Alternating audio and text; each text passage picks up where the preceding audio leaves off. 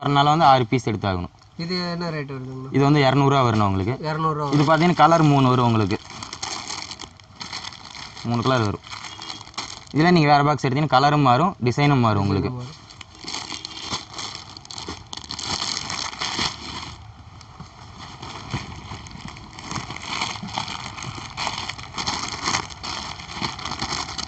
இது ஃப்ராகு